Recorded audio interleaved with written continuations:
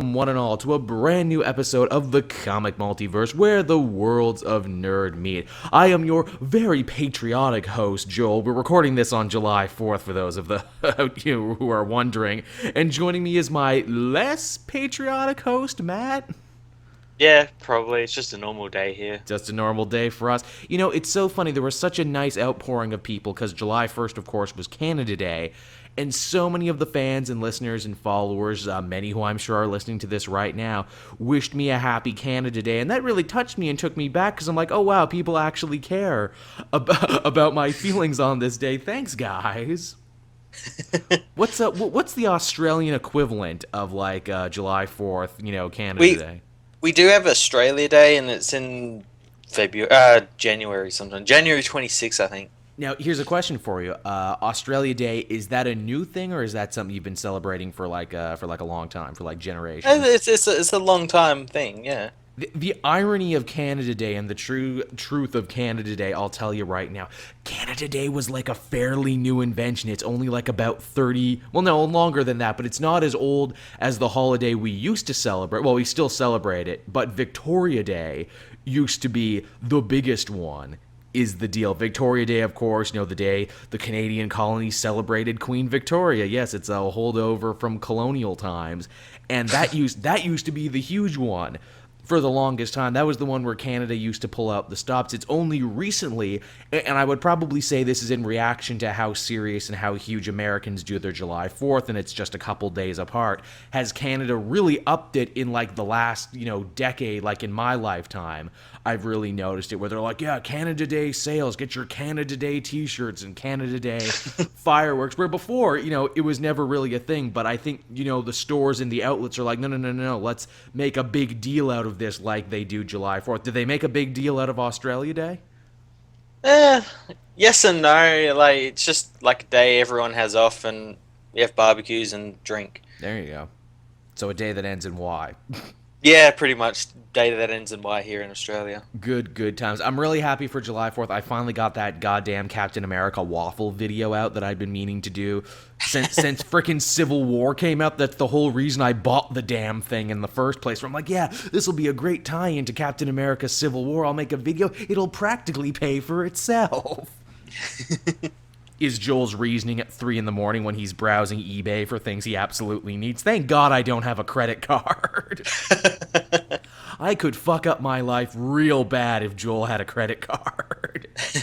I'd be one of those guys drunk at 3 a.m. Okay, what things do I don't need but I want? I need 100 of those little cocktail thingies that you put in the umbrellas. Oh yeah, I need 100 of them. I need 100 cocktail umbrellas. I need 100 of those little cocktail swords, which I think are cooler than the umbrellas. You put that through stuff. Then I need 100 cocktail weenies, and I need like a gallon of the cocktail sauce. Joel, it's just ketchup and horseradish. Shut up. I need it. For reasons. You just come to my house, it's just nothing but finger food and bar food. It's like, what the hell? Oh yeah, I went on Amazon last night. Look, please, take some shrimp with you while you go. No, seriously, take some cocktail shrimp. I have too much. And I think we all have that family member or that friend who buys too much shit and is always trying to get you to empty their freezer. Yeah. All got that person. So how was your week there, Matt?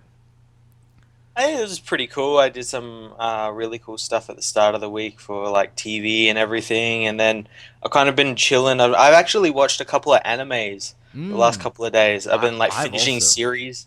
I've also watched an anime. I watched the new Berserk. Did you get a chance to watch that?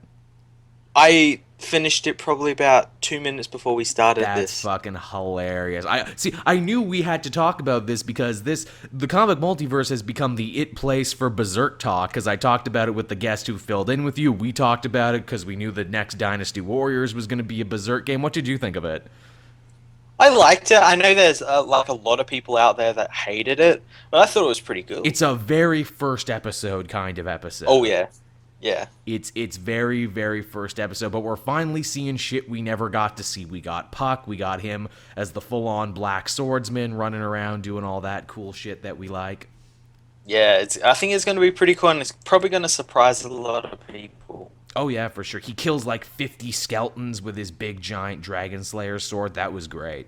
Yeah, that was pretty cool. The one thing that I'm sure is the sticking point for people who don't like it, and I can't really disagree with them because it was a real hurdle for me, and I only kind of get used to it. This is so totally a sequel to the 3 OVA movies they did, the Golden Age. Same voice cast, same animation, which means that weird mixture of traditional anime style, but also like CG computer stuff.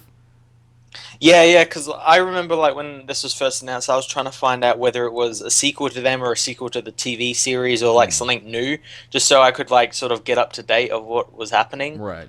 So yeah, it's obviously a sequel to the 3 overs. Berserk has had such a weird freaking history where it's like, hey, here's 25 episodes of an anime that tells the Golden Age story, then nothing for years, then 3 OVA movies where they try out this new art style that tells basically the same story as the 25 episodes, and now finally in 2016 a continuation. Yeah. And a game, and some other stuff, but yeah, I think that's so hilarious. Yeah, it is pretty hilarious. What a weird history Berserk has, and that only now are we kind of getting a continuation of the story. And the manga's not even done. The dude who writes the manga is like the Japanese equivalent of George R.R. Martin, where it's like, you gonna finish this? Nope, not today.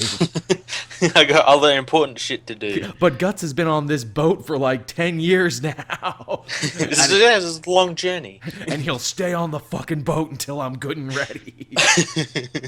You can't rush me, damn it. But you're getting really old, dude who writes Berserk, and we're afraid you might die.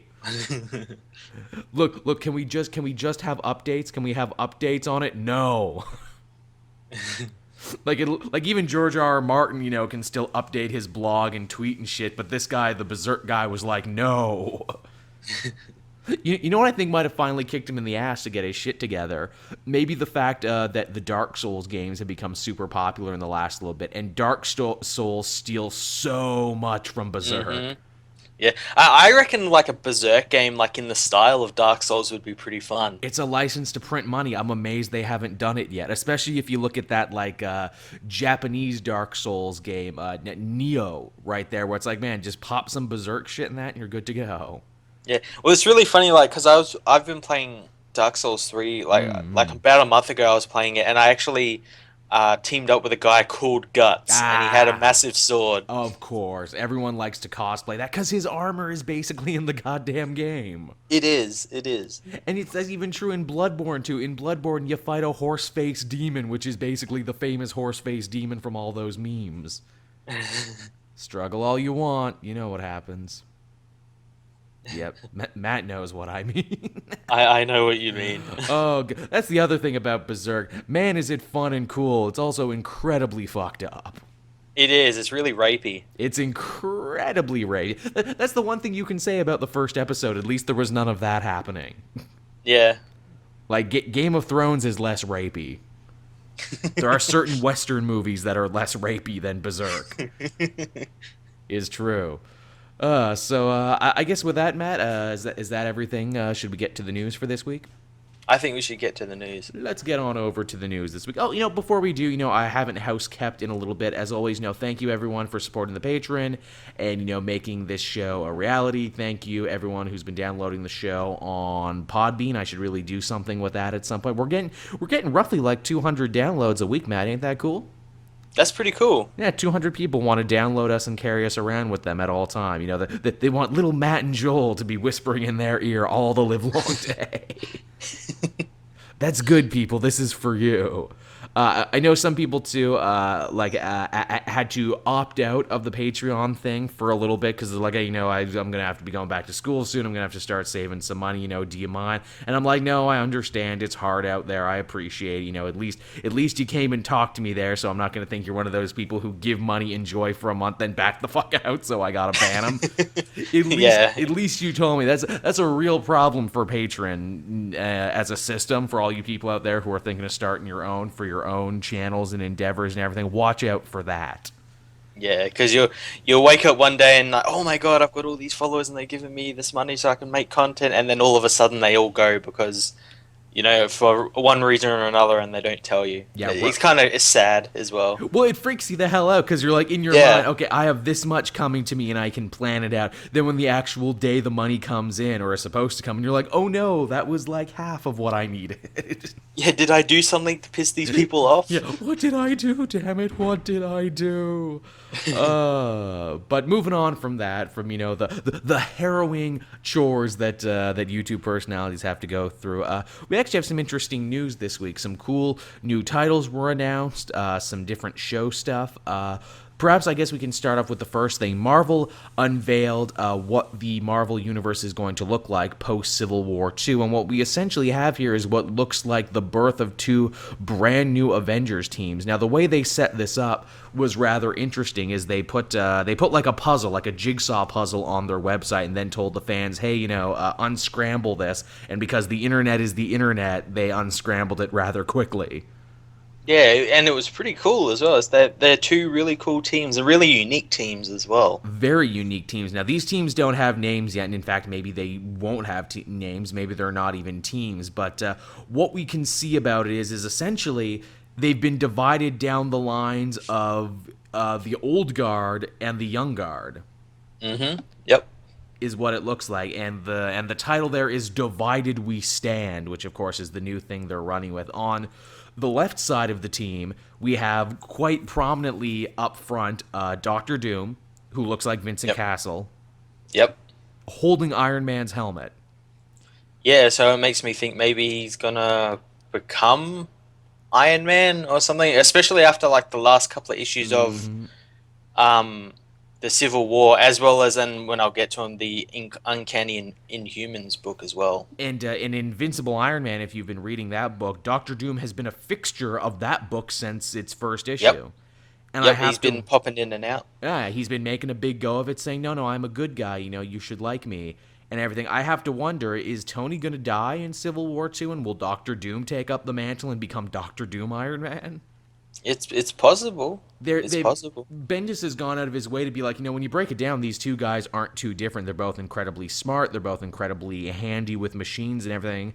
And even if you want to go back even further to to Axis, when Doctor Doom was a good guy for a little bit, they seem to make a point of saying, yeah, he could totally run his own Avengers team if he wanted. Yeah, and he even sort of did in Avengers World. Yeah. That's what I was thinking. He set up, yeah, he set up like his own. He had like US Agent and Stingray and all these people to sort of act as an Avengers team while the Avengers were dealing with that incursion thing. The big question would be, would the other heroes be willing to follow him?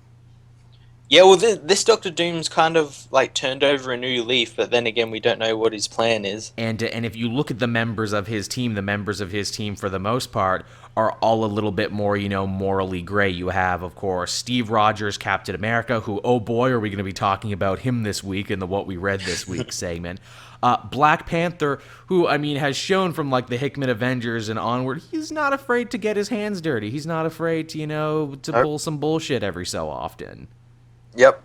Cable, to which I'm like, man, you're getting a good rub already because you're going to be in a movie. Movie's not even out yet, but they're already assured that Cable will be so huge that he's front and center, even though I don't think Cable's done shit over the last couple years. We have a woman in green who at first I'm like, oh, so She-Hulk is fine. It's not She-Hulk, it's Gamora. Oh, really? Yeah, because she has a bunch of swords she's swinging around. That's how you know it's Gamora. That's how you know it's Gamora, because it's like, I can't tell one hot green lady from another hot green lady. I'm sorry. She's wearing like a tube top and a jean jacket. I'm like, oh, so it's that rejected Wonder Woman design. That's interesting to be like, oh, so is she going to be more of an Earth-faring character now? She's dressed more human. Again, I could be totally fucking wrong, and it could be She-Hulk. I assumed it wasn't She-Hulk because they seem to make a point in Civil War II that she might not be making it out. So I don't know. It could go either way. Yeah. Then, weirdly, you got a bunch of people from Deadpool's Mercs for Money team. You got Slapstick and Fool Killer and James Bourne. It's like, how the fuck did these guys get to become Avengers? Man, they really needed some meat to fill out the ranks, didn't they? Let me guess, they send those three in first every time. Hey man, I don't know, this looks real dangerous. Hey, let's pick 3 at random. Slapstick fool killer James Bourne. You guys going first. How about that? How about you guys going first and make sure that it's not dangerous for the rest of us? They're the canaries in the coal mine of the team. Jessica Jones, shockingly enough, is on this older team as well. Yeah, I guess makes sort of sense. She's had like a really successful TV show, and I guess her second season is coming up. And she was in Spider-Man just recently. When I talk about what I read this week, Bendis finally worked her into Spider-Man. Awesome. Which is hilarious, because didn't you and I joke when the new Miles book started? Like, how long is it going to be before Bendis works in all his favorite characters? 5 issues. It was 5 issues. Yep. Until he reunited the Bendis bunch. Maria Hill is front and center, which is really surprising, because obviously after everything from Pleasant Hill to the Sam Wilson Captain America book to the current Captain America book, everyone has a major hate boner on for Maria Hill, and rightly so, because she's been fucking up. Yeah, she has been. She's been fucking up across the board. She's been doing a lot of morally reprehensible things, but maybe that's why she's a good fit for Doctor Doom's team. And in fact, they seem to be playing up the idea in the Captain America book that she might be fired as head of S.H.I.E.L.D. soon, so maybe she needs new work, and she's like, okay, I'm an Avenger now. Elektra, also front and center on the team, which is surprising. Yeah. That you make Elektra an Avenger before Daredevil. That's true, yeah. Although Daredevil has often almost had the chance to be it and been like, nah, I'm not. Yeah, he never saw it coming, so... Well, bringing it back to Bendis, back when Ronan was a member of, like, the new Avengers under Bendis, the big reveal was it was supposed to be Daredevil. Only the fans figured it out, and Bendis was like, well, fuck you fans for figuring it out. Guess what? It's Echo now. No, I almost did a sweet thing, but no, you don't get the sweet thing now because you figured it out. I love when comic guys get spiteful like that. You know, Monarch was another famous one where it's like, oh, you know, it's supposed to be Captain Atom. All the evidence leads it to being Captain Atom. No, fuck you, it was Hawk from Hawk and Dove. Even though none of the evidence points his way. Thor is also on the team, and this is the new Thor in his brand new costume, looking very ultimate. Yeah, it looks really cool. I like the new look. I'm excited to see what they do with him. And lastly, there's a big green monster foot behind him, which, what do we think? Fing Fang Foom? I'm thinking so, because Fing Fang Foom was in the most recent all-new Wolverine. Sure was. Or it could be, what's that dinosaur from that book? Oh, Devil Dinosaur. But Devil Dinosaur is red. Oh, is he? Yeah, Devil Dinosaur is red. Or, quite possibly, if we're on the giant monster front, in the new Avengers, they created a new character called American Kaiju. Maybe it's American Kaiju. Yeah, it could be. I think American Kaiju is a really funny character. I would like to see them bring him back. It's just a giant Godzilla with an American flag tattoo that shouts American slogans. It's great. Actually, we'll be talking more about America as we move on, because that's the third piece of news. But the other side of the team, which is made up of young characters, of course, we have Miles Morales, Kamala Khan, Miss Marvel, Doctor Strange, who was the one old guy on that team. Yeah, he's like the dad figure. He's the cool hip dad who's like, oh, by the hoary host of Hoggith, I will let you stay up till 11 if you join my team. Man, we love you, Doctor Strange. You're the coolest adult we know. He lets us drink at the Sanctum Sanctorum as long as he knows we're safe and won't be driving. He's that guy. Hey, kids, you can all use my Netflix password. yeah, we have open Wi-Fi. Yes. I'm trying to think of that. Like, how else could Doctor Strange entice all the young kids to his side? Hey, kids, how about them memes, am I right? I love that idea of just Doctor Strange trying to get hip with the kids. Hey, you know, I've got a movie coming out soon. Who wants to come to Doctor Strange's Sanctum Sanctorum and binge watch Sherlock? Man, I like that Benedict Cumberbatch guy. They actually made a joke about him recently in really? a Doctor Strange comic. Yeah, he's like, I think he was with Gwenpool, and because Gwenpool's from our universe. Yeah. She went into like some time stream with him, and he's like, your time stream is really weird. Our character, like the Marvel characters and movies in this, and look, they got Benedict Cumberbatch to play me. Nice. We got Kate Bishop Hawkeye on the team. It's funny, she's on the team, but Hawkeye is nowhere to be found. Ah, he's off with Pizza Dog Yeah, somewhere. he's having fun Matt Fraction adventures, is what he said. You know, apparently they canceled that new Jeff Lemire Hawkeye right under my nose. I had dropped off it. I'm like, oh, I'll come back and read it and trade. Yeah, apparently it got canceled when I stopped reading. Oh, really? I guess like that one person who was reading it stopped reading. Why'd you stop reading it, Joe? I know, right? It was a fun book. I dug the hell out of it. I mean, the problem is, it's like you could never have followed what Matt Fraction did in his short amount of time. Lemire tried, but it's like I don't think you could have, topped it. Amadeus Cho Hulk, the totally awesome Hulk, is on this team, which is interesting because we've seen that Banner will be Hulk again in Civil War 2, so it's funny they have him, but they don't have a Hulk on the other team. Yeah. Riri is front and center. Riri, of course, is the woman who I suppose will be the new War Machine, who they keep teasing in Invincible Iron Man. Yep. Prowler, which seems such an odd choice. Yeah, Hobie Brown, Prowler is on your team. You know, the former Spider-Man villain turned moonlighting Spider-Man. But man, he's got an awesome, wicked skateboard, man. You're thinking of the other guy. You're thinking of Night Thrasher? Night Thrasher. No, Prowler is he's like an old Spider-Man villain. He's got like the purple and green suit. Oh yeah, that's right. Yeah. He was like a professional thief who became a hero. Then you got Miss America Chavez, who's on this team. I like her. I've liked her since Secret Wars. I thought she was fun. I'm glad to see her on a team. We got the new Wasp, who is like the unknown daughter of Hank Pym. Mosaic, who's that new Inhuman who they keep trying to push. Squirrel Girl, who, man, Squirrel Girl's had good luck with all her teams, hasn't she? Just every team wants a piece of Squirrel Girl, apparently. Yeah. They want them squirrel bucks is what they want. And perhaps strangest of all, Gwenpool looks to be on this team, too. Yep. I know I joked before about Gwenpool. It's like, haha, that's a funny joke. But what happens when they openly induct her into the universe and she starts interacting with people? Does the joke stop being funny then, or does the joke get even bigger and weirder at that point? I have no idea. I stopped reading Gwenpool after issue 1, but everyone's like, no, you actually need to go back and read the next 2 issues. Like, shit gets crazy. Yeah, apparently it does. Shit gets, like, next level crazy. Well, next road trip or next long toilet visit, I'll be sure to catch up on those. That's about how long it takes me. And from those 2 teams, which I gotta admit looks pretty cool, right? Yeah, it's interesting what they're doing. I wonder, if they're going to be fighting or if this is just going to be like creating a divide between young and old. Yeah, well, they're bringing back that Marvel Now thing, so... Whatever the hell that means. Yeah, I feel like a reboot of a reboot or something. It's funny, if they did want to, like, cut the teams down in terms of, like, age, old guard versus new guard, I think that's something really unique that only Marvel could do at this moment, because Marvel has been putting a lot of time and effort and money behind their new young generation of heroes.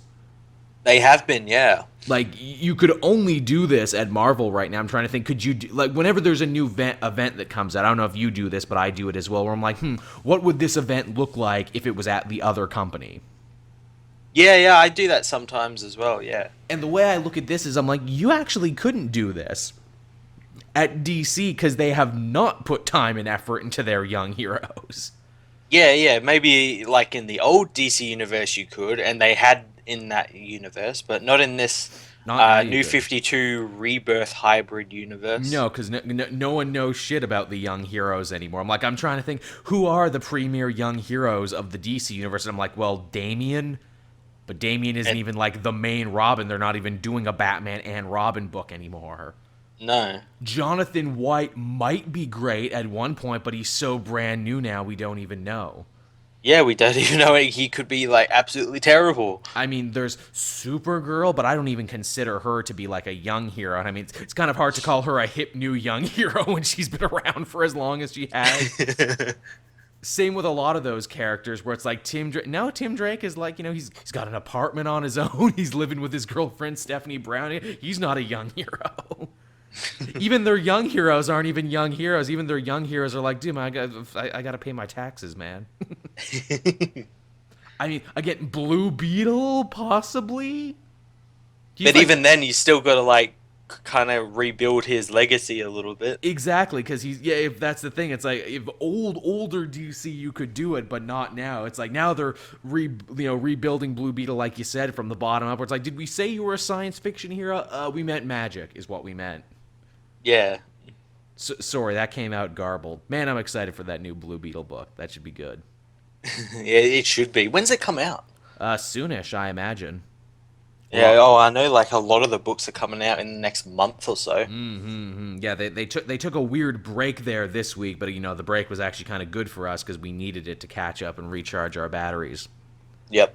But this was not all the Avengers news we had this week, because just in time for July 4th, they announced what Al Ewing's new Avengers series is going to be. Have you seen this? I have. It's pretty patriotic. It's like a bald eagle. Fucking Uncle Sam could not be any more patriotic than this. It's a team called the USAvengers is what it's going to be called. Yeah, and I think it's just a rebranding of the New Avengers, since the New Avengers sort of split up in the wake of Pleasant Hill event. So They needed a new team. Yep, this is a total carryover from that. Once again, the team is convened under Sunspot DaCosta, which, if you remember, at the end of Pleasant Hill, he had become an enemy of the state and an enemy of the government, and he straight up went to war with S.H.I.E.L.D. during that. I guess this is how he got out of it, by deciding to work for the government. Yeah, and basically being right all along as well. So that's also true. That helps him out. His buddy Cannonball is coming to join him, and man, do I freaking love Cannonball's new costume. When I saw it, I'm like, oh, that is an awesome costume. He's got like the bomber jacket, and it looks so awesome. He's dressed like a World War II aviator, and I'm like, damn, Cannonball, how'd you get such a cool costume? Yeah, it looks so cool. It's so simple, and yet it's so perfect. He looks like the frickin' Rocketeer is what he looks like. He does, yeah. Only he doesn't need a jetpack because he can fly through the air. Other members of the team include, again, Squirrel Girl. Squirrel Girl is getting around, isn't she? She is. She, and I think it's going to be great as well, because she was in an issue of All New Wolverine, and it was a fantastic issue. That was an issue that made me want to pick up her actual series and start. Yeah, same. Like, okay, she's funny. I need to check this out. She's got a brand new costume now, accentuating the red, because everyone's got like red, white, and blue tones.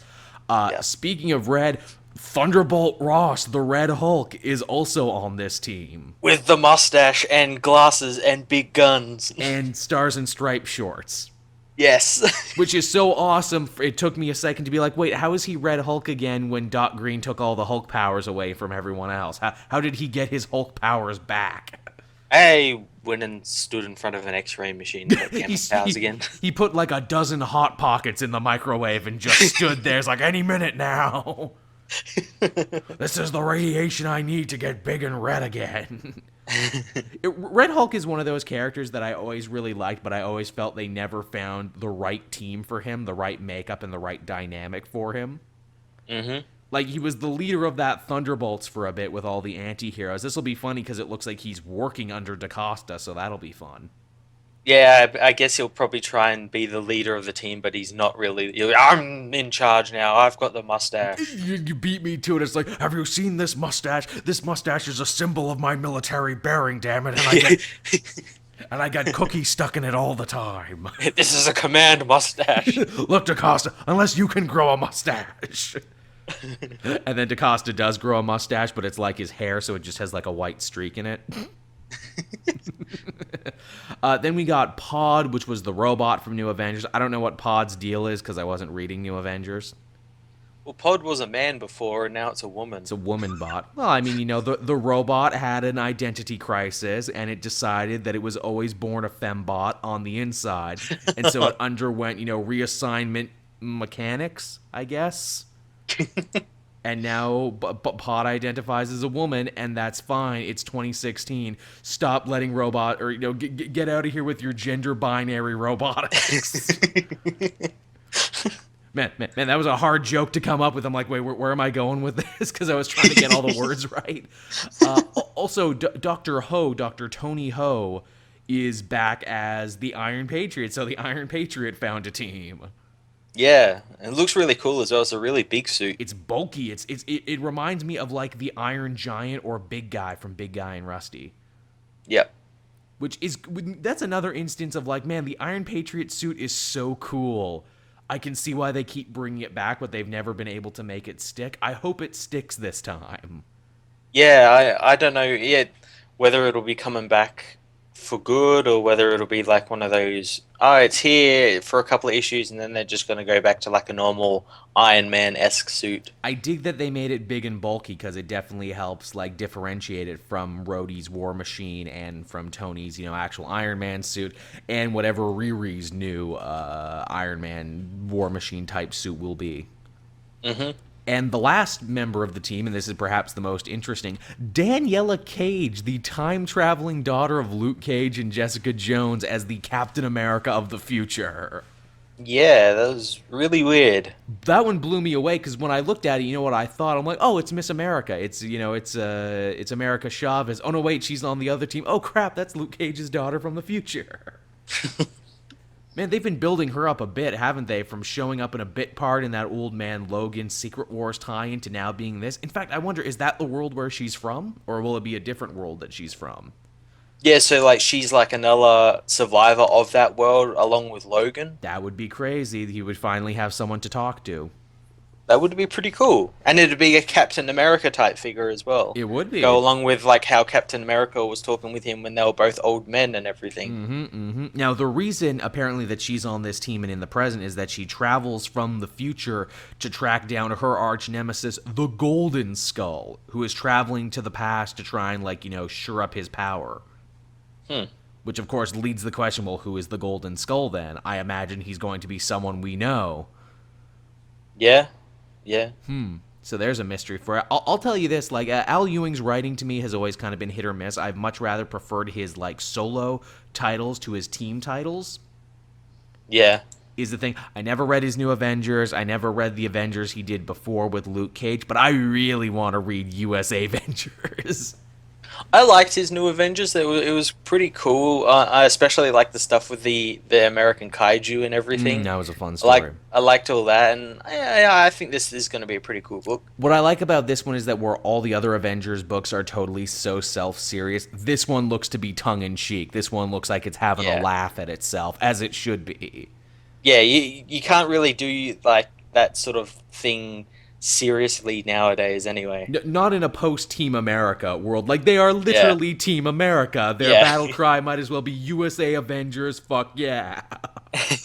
Coming again to save the motherfucking day, yeah, Avengers, fuck yeah. And it's interesting, too, because that team also seems to be made up of young and old, which is different from the other teams, if those end up being the teams we think they are. Yeah. So it'll be funny to see that go. I wonder it's kind of weird and kind of unfortunate because on one hand I'm like, man, I can't wait to read those books. Then on the other hand, I'm like, wait, you're shaking up the Avengers status quo already? But we've only had All New, All Different for 11 issues. What the hell, man? Yeah, it's really weird. At least let me grow to like these until you break it up. Although I guess with Civil War 2, you could only break them up. Yeah, that's true. And have it make sense. The other thing that was kind of floating around, and maybe you saw it too, they had ones with Miss Marvel, Nova, Spider-Man, and even Cyclops. They had little banners over them being I quit, whatever that means. I think so, yeah. I think I saw some of them on Twitter. Again, I'm not... Oh, I think Amadeus Cho had one too. I'm assuming because it's all the young heroes saying this. I guess that's them saying we quit what the old folks are doing, because the old folks led us to not one but two civil wars. Screw you guys, we're taking our Super Balls and going home. We're forming our own teams now. Which honestly, that's not a bad direction to go into. Honestly, that's an interesting repercussion of a second civil war. It is, yeah. I don't know where this civil war is going to go anyway. No, we're 2 issues in and no one's really thrown a punch yet, which is funny. Yeah, well, we'll get to that when I talk about the Inhumans book. Oh, okay, cool. What other stuff happened this week? What is on my list? So Adult Swim was doing the rounds this week with a cool little behind-the-scenes thing for the new season of Samurai Jack, and the big reveal is that this is going to totally be R-rated now. Yeah, I when I heard this, I'm like, oh crap, what are they gonna do in this series now? They're like, yeah, it's on Adult Swim, not regular Cartoon Network. We can get away with stuff that we could never get away with before, and we respect that all the people who have been clamoring for a new season of Samurai Jack, they're all guys our age now. We're all guys Yeah, in our 20s, and they're like, yeah, we want to actually up what we can get away with. And the first image we've seen is Jack with like a big ass beard and seemingly caked in blood, not oil, not mud, not all the stuff they had to be clever about back when it was on Cartoon Network, but like actual honest to god blood he seems to be covered in. yeah, he looks really, really old man Logan-ish You type. beat me to it. It's old man Jack now. Actually, apparently he's going to be really old man Jack, because the way Gendy Tartakovsky was talking about it, when we join Jack in this series, it's been a couple years since we last saw him. Yeah, yeah, and he's got like a new suit of armor and everything. Yeah, he's saying that this is kind of like Jack needing to get back in the saddle. I'm going to assume, and you can tell me if you agree or not, I'm going to assume that in the interim of like the last episode and the beginning of this new series or season or whatever you want to call it, mini-series, I'm going to guess Jack just said fuck it and gave up trying to get back to the past. Yeah, I think he's just now living in the future, Yeah, just living just in the chilling. just chilling, enjoying that internet, lots of stuff on the Yakunet to check out. Going to more raves. That's one of my favorite episodes of Samurai Jack, where he goes to the rave. Yeah, Oh, that rave episode is great. So yeah, like you said, I'm sure they're going in a total old man Logan direction. I'm sure he doesn't give a fuck anymore. I'm sure he stopped. But as is the classic samurai movie, kind of trope, and even the Western movie trope they would adopt it, there'll be an inciting incident that will make him, need to take up arms again. Heck, I wouldn't even be surprised, again, because you mentioned old man Logan. What if Jack has a family in the future? Wouldn't that be some shit if he settled down and, like, had a family and some kids? yeah, that'd be pretty cool. And then Aku kills his family and kids, and that's why he has to, get back out there. Yeah, and then that'd like maybe give him maybe that will involve like some type of time travel where he has to go back in time to sort of right that wrong and still have a family and everything. Yeah, wouldn't that be crazy? That would be. I mean, I'm all for this. I mean, sky's the limit for where they could take this show, and I'm really interested. Apparently, he's going to keep the beard too. Gendy Tartakovsky says, Oh yes, he's keeping the beard. He's going full on Solid Snake. He's going to keep the beard. awesome. He'll keep the beard until like the final episode where he has to shave it all off and put his top knot back on and basically dress like he did at the beginning of the show. So things come full Yeah. circle. Yeah. They didn't let us hear the new Aku voice because obviously Mako, the man who did the voice of Aku, sadly passed away. But apparently they got a good sound alike. Awesome. They also said too, for a second they thought about actually like rebranding Aku to try and like explain why he sounds different. Oh yeah, yeah. I like make him like a descendant or something. Or like do the Doctor Who thing, be like, no, he regenerated. Yeah, that's what happened. Yeah, yeah. But in the end, they're like, no, he was the funniest character on the show. If we reinvented him too much, we'd kind of be betraying everything we did this for. So no, we'll just get a good sound alike and we'll let him continue the way people remember. Ah, that's cool. That is cool. Phil Lamar, back as Jack, so you know it's going to be good. Oh yeah. I hope we see the Scotsman again. The Scotsman was my favorite. Yeah, he was so cool. Scotsman was amazing, and as someone of Scottish descent who has been to many Scottish weddings in my life, that dude is basically just my extended family.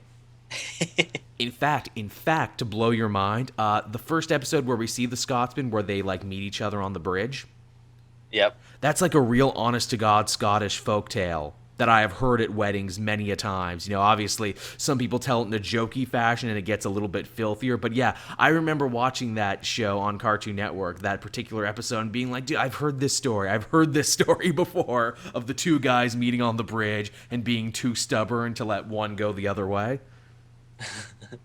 Just goes to show you the type of cool shit they had going on there. Yeah. Moving on from old cartoons we love that are getting resurrected to some news about some current TV shows that have had some development. So apparently, Draco Malfoy actor Tom Felton has inked a deal to appear in a recurring role on Flash Season 3. Oh, so Iris's new boyfriend. You know that's what's gonna happen. They're gonna undo the happy ending they had at the end of last season so he can chase her some more. Yeah, yeah, and he'll be like because they're doing this whole Flashpoint. Flashpoint thing. She'll like be like married to him or like be involved with him or sometime, and he'll be like a villain. You know, I had a whole other theory, but what you're saying makes literally too much sense. So probably, Yeah, well, he plays a villain in literally everything he's in. even So even though apparently he's a very nice guy, is the yeah, thing. he is. I've met him. He is a really nice guy. And just a dude who wasn't afraid of getting typecast as a villain for the rest of his career. So good on you, Mr. Felton, wherever you are. I thought like, oh, well, maybe he'll be some sort of supervillain. Maybe he'll be this, that, and the other. But no, you're right. He is the perfect candidate for in this Flashpoint world where everything's changed and everything is different and Barry's got to get everything back to the way it was. Yeah, he's the guy who's dating / married to Iris right now. Yeah, I'd be surprised if he wasn't. He'll be like cobalt blue or something crazy. He'll be a speedster. Yeah. He'll be Reverse Flash, but like the Daniel West version of Reverse Flash. Yeah, or he'll play someone like someone in like a Jeff Johns episode, like the Black Racer or something. Oh, wouldn't that be some shit? That'd be pretty cool. No, he's Max Mercury. He comes out in like all the old timey tri-corner hat and everything. Hello, I'm Max Mercury. I was in the Harry Potter movies. Now I'm some weird like friggin' Amish dude who's also a speedster. Either way, I think that's going to be fun. Nice to see that dude getting some TV work. I swear the funniest bit he ever had was in a movie that wasn't that great but had a great moment in it. It's in Get Him to the Greek when Jonah is all drunk in the bar and is like, hey, you're Draco Malfoy. He's like, yeah. And then he just continually quotes Harry Potter at him even though he's not having any of it. He's just like, oh, not here too. I am too sad now. That was funny. That was good for him. Now, moving on to a DC-centric story, or another DC-centric story, I should say. Something that's going to make Matt and I very happy, and something that I feel that Matt and I willed into existence with this show. Chop this up to another thing that got the comic multiverse bump. But, hey, Matt, remember how much you and I loved The Midnighter? Oh, I don't think we could stop talking about it. Remember how bummed we were when it was canceled and we're like, oh, well, it's so stupid. What they should have done for DC Rebirth is it should have been Midnighter and Apollo is what it should have been. Well, Steve Orlando announced on his Twitter this week that Midnighter and Apollo are coming back for a mini-series now. Yeah, he must have been listening to us. Thanks, Steve.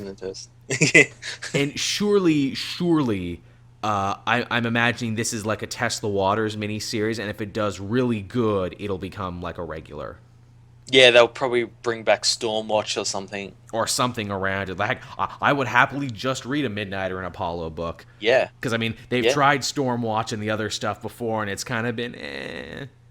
Yeah. You need the right specific writers for that. You do, and you also need to not ditch the DC stuff as well. Like, that Midnighter series played it perfect, where it's like, here's a nice balance. Here's a character from the Midnighters' long history. Here's a character from Stormwatch, but here's also the Suicide Squad. Here's him fighting Multiplex, but here's him fighting some guys you might remember. Yeah, it was really good balance and everything. So I'm wondering, like, what is this series going to be about? Could be about anything. I would like that, if it did come back for a series, they treat Midnighter and Apollo much like how I imagine they're going to be treating Constantine. And that is, Constantine will be the epicenter of magic in the DC universe, and all that stuff will go through that book. If Midnighter and Apollo is a success, and I know Matt and I will almost certainly be championing it when it comes out, let that be the epicenter for Stormwatch and that, company's worth of characters. Yeah. I would like that. I think that would be cool. No word on what the story is going to be yet, but, Midnighter and Apollo had reconciled at the end of Midnighter's series, and I guess this is just them heading off on adventures, man. Yeah, going beating the shit out of people and stuff like that. Yeah, beating the shit out of everybody, man. And so much fun. I know we said it before, and I'll say it again. I think Midnighter in the DC Comics was like, to compare him to an anime character, he's basically Alucard from Hellsing. He just walks through everything. Yeah, he doesn't give a fuck. If they ever do an animated version of Midnighter, and God willing, one day they will, Crispin Freeman needs to voice Midnighter, because that's the voice I hear in my head when he talks. Oh, you all fucked up this time. Punch, punch, kick. Hey, Dick, nice ass. That's another thing that happened this week in the Grayson book. Again? Dick butt again, as far as the eye can see. Everyone's on about it. Actually, it was Constantine that was on about it, hilariously enough. That's a right fine ass you got there. I don't know why I'm making Constantine sound Australian. He's not. If they ever do another terrible movie, they'll cast an Australian in the role. They'll cast Jai Courtney in the role. Jai Courtney is Constantine, but I thought he was Captain Boomerang. Shut up, he's Constantine. Good eye, mate. Magic and cigarettes and stuff. Foster. That's all his magic does. He just summons cans of Fosters everywhere. And everywhere real Australians like, we don't even drink that. Where did that come from? What an odd stereotype. But yeah, from Midnighter and Apollo to another famous duo that is going to be returning. I don't know if you paid attention to this, Matt, over the weekend, but Disney was all over the net being like, okay, so tomorrow we're having a big press conference. It's a big announcement. It's huge. Everyone's got to be there. It's going to be huge. And obviously everyone thought like, ooh, is this a new Marvel thing? Is this a new Star Wars thing? What on earth could they possibly be announcing? No one expected what they were announcing, and that is, hey, Wreck-It Ralph 2 is a go. Yeah, I'm really excited. I loved Wreck-It Ralph. Me too. It's funny. That's a movie that I learned to love on repeated viewings and really appreciate more on repeated viewings. The first time I saw it was when, like the hype was at its highest. And we're like, oh, it's hilarious. It's this, that, and the other. And I'm like, man, it's pretty good. But then it's the second time that I saw it that I really started to appreciate it, because you went into the movie thinking like, oh, there's going to be a million video game references and jokes, and it's going to all be about video games. It was, but it also wasn't at the same time. Yeah, it was a really great blend of what Disney do best and like all the new stuff with like video games and everything. And also, hey, we got the rights to use all these classic game characters. Isn't that fucking amazing? Yeah, that was pretty cool. The apparent plot for Wreck-It Ralph 2 is going to be they're leaving the video game stuff behind, which is a really ballsy fucking choice. Yeah. And instead they're going to be taking on the internet. Well, I guess that actually sort of makes sense, since like Wreck-It Ralph and all that are in like when they're in their arcade cabinets, they're like old games, and like nowadays old games you can like go on the internet and play. It's true, yeah. Like I can pull out like Pac-Man and stuff on the internet. Like ROMs, is that going to be the thing of Vanellope and Wreck-It Ralph? They're all on a ROM, they're all on some ROM hack, and then they get out into the internet. Is that where we're going with this? That's actually not a terrible idea if they wanted to do that.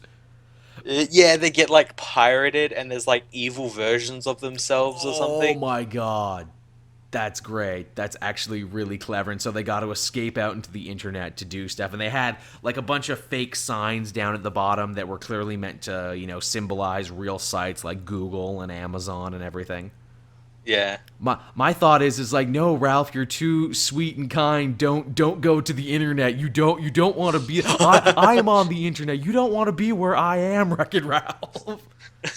I'm horrible, in case you haven't noticed. It's crazy too, because obviously it's a Disney movie, so they can't go too like dark with it and like too messed up. But I can think of like a really funny adult version of this premise where it's like Wreck-It Ralph goes to E-fucked or Rule 34. Yeah, Wreck-It Ralph visits 4chan. Oh, that was my next one where he's like, this is horrible here. Why am I here? How do I get out? Ralph, what is seen cannot be unseen. Oh no. Hey, what's this file? Blue waffle. Oh god, no. Just all the worst things that can happen to you on the internet. Shady Chinese eBay pages. This looks fine. It's like knockoff versions of him and everything. Smash it, Ralph. What? He's good. He's perfect. He's perfectly good. He's better even. He's much better. Smash it, Ralph. Number one, Eastern Europe and China. Dude, imagine that freaking Wreck-It Ralph goes to like the Pirates Bay, and it's literally just a bunch of pirates who steal him and say, we're gonna put you out online. In fact, here's a copy of your first movie that we shanghaied on the internet seas. Well, they already kind of did that in Zootopia, didn't they? Yeah, they did. They already made that joke. Well, see, that's the thing. Wreck-It Ralph, Zootopia, they're all in the same universe, man. Hey, it wouldn't surprise me. I mean, people have been bandying about that Pixar shared universe theory forever, so would it really surprise you that this new reign of Disney movies all take place in the same timeline? Yeah. Tangled is all the way in the past, Zootopia is far in the future, and Wreck-It Ralph is somewhere in the middle. Yep. There you go, everyone. I just said that now. Figure it out. Figure it out. It's not my job to figure that out. Speaking of which, this is like the Zootopia and Frozen people who are working on this. So they didn't throw any scrubs on this project. They actually threw their A-team on it. Yeah, that is going to be really cool. And usually with Disney sequels, they carry like this stigma of being really horrible. But honestly, you know, the world of Wreck-It Ralph was so interesting. Yeah, there's a lot of way they can go with it. Exactly. This is one of the few instances where I'm like, no, I don't think you did get it all out in the first movie, guys. I think you actually could do another one. Yeah. Yeah, so, yeah, color us excited for Wreck-It Ralph 2, whatever that might be. Yeah, the Electric Boogaloo or whatever. Electric Internet-aloo. Wreck-It Ralph 2, the Wi-Fi edition. Wreck-It Ralph 2, Windows 10. Oh, so, No, he'd have to be like forcefully updated to Windows 10. Yeah, I know, right? It's so hilarious you should mention that. So, like, one of the nice old ladies who live in my building cornered me the other day when I was getting my mail and said, Joel, you know about them computers, don't you? And I'm like, yes, I know about the computers. I work on one for the most part. She's like, well, you know, my son, he's off in Chile right now, and, I'd like to email him, but I can't quite work the Gmail. Could you help me work the Gmail? And I'm like, I guess I could help you work the Gmail at some point. And then she's like, and what is this Windows 10 thing they keep telling me I need?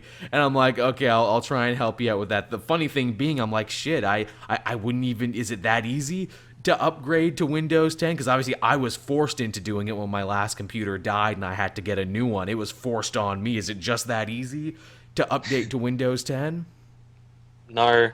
It's not? It's not. It's not. Well, like my computer keeps saying like it needs to, and I like tried it, and I like stopped halfway through the installation, and I like every time it does that, I shut off my computer because I don't want it to brick it. Of course not. Yeah. And that's what people like. That's what's been happening to people. It's been bricking their computers. That's the worst. It's funny they have like nagware going on now, where it's like, no, we would really like you to try Windows 10. No, okay, but tomorrow really Windows 10 for real.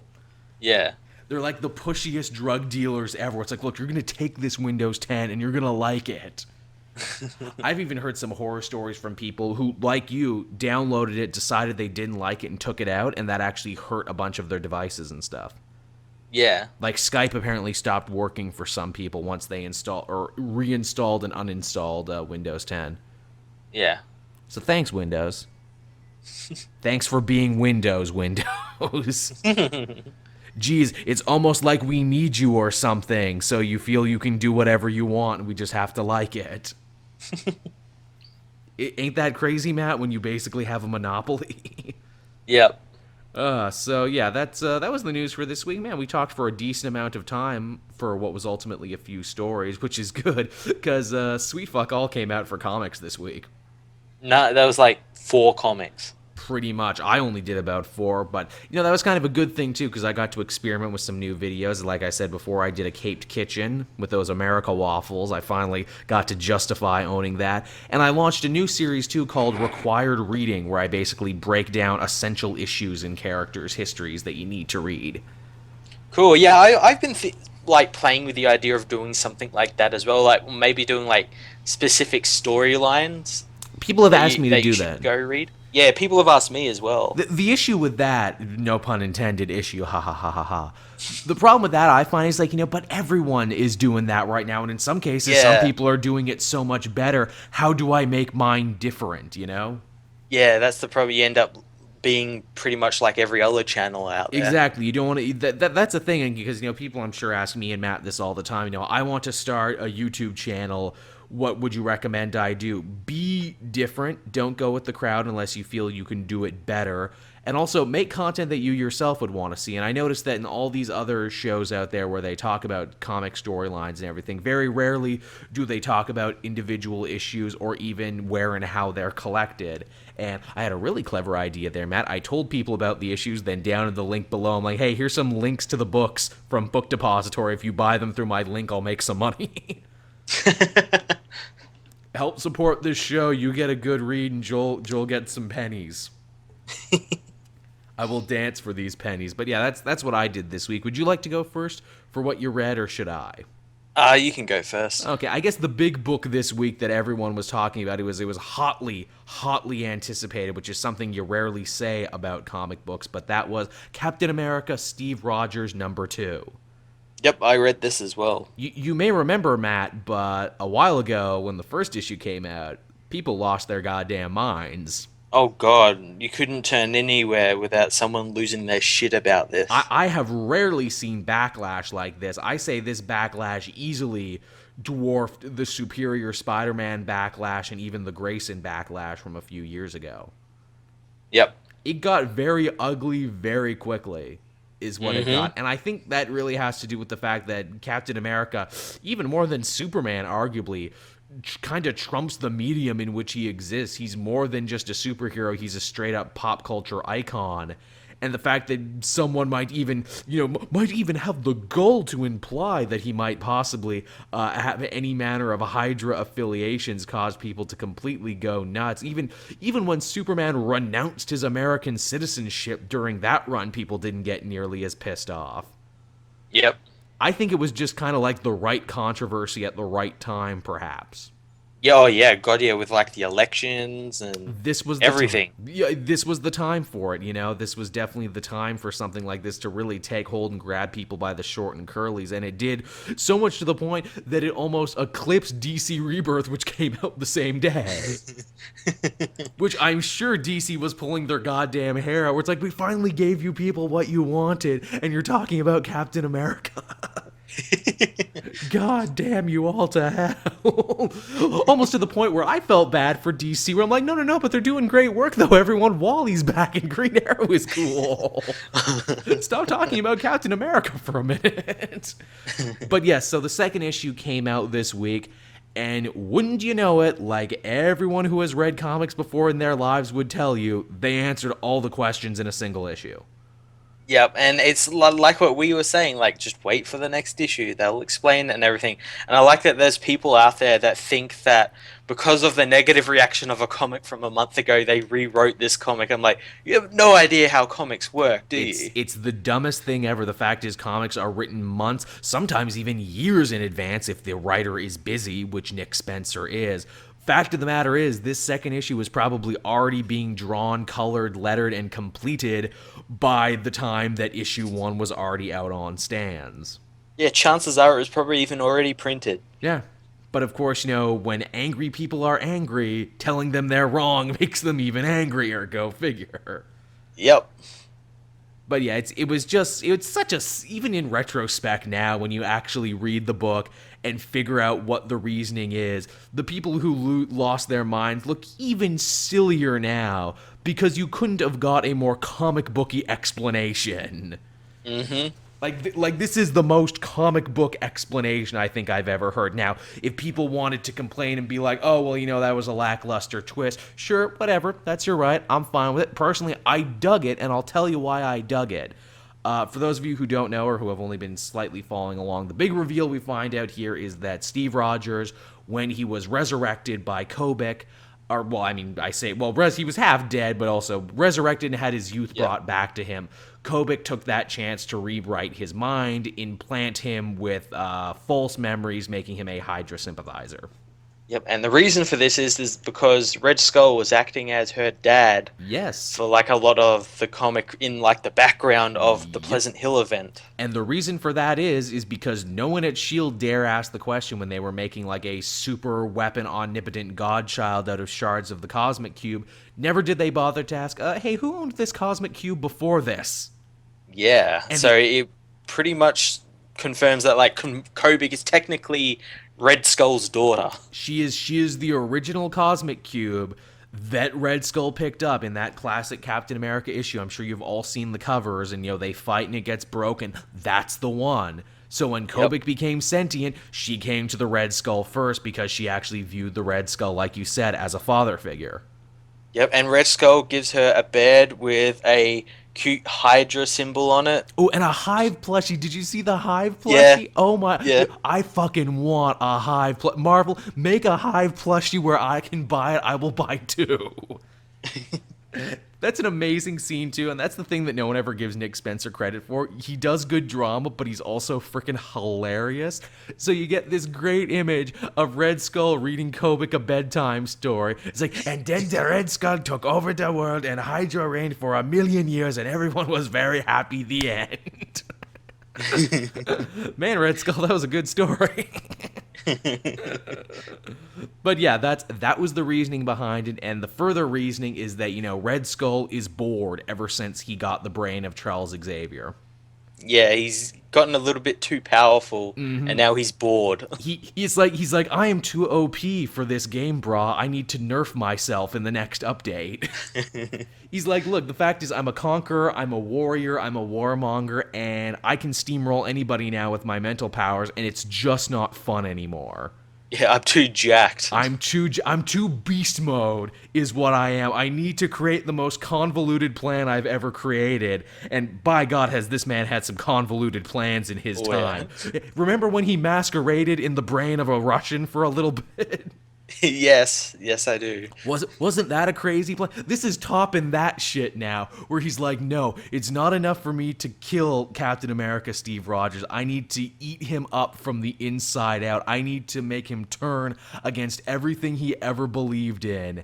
And I need to make him a secret enemy of his friends, to the point that where if my plan goes the way I want it to, Bucky or Sam or whoever is going to have to take Cap down. Which is an insidious plan, and I cannot wait to see where it goes from here. Yeah, it's really cool. Another angle, too, that I'm sure they're going to be running with, because they kind of reflected it in Kobik and are now reflecting it in Steve, this idea of nature versus nurture and what truly makes us evil. Yeah. Like, Kobik is ultimately super sympathetic for the whole thing, because she's a child. She doesn't know she's been manipulated this whole time.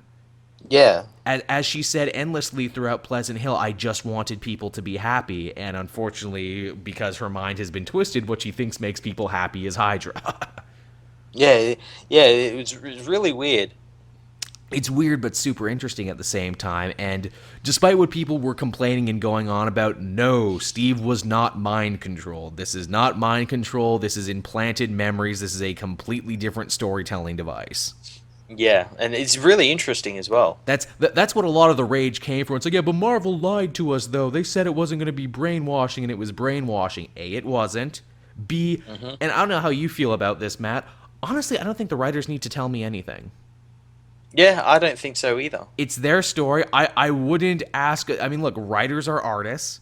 They can say whatever they want. That being said, when they do lie, I'm quick to make fun of them for it. Perfect example over in DC when Jeff Johns was like, it's a brand new era in DC Comics. We're not going to let the movies and TV impact what we do anymore. Then why is the Suicide Squad the same team from the movie? Yeah, here introducing the new Suicide Squad in their movie costumes. Because shut up, that's why. and this isn't even a shut up, that's why moment. This was more of a no, I'm going to actually try and protect my twist a little longer so you'll enjoy it when you actually get a chance to read it. Yeah.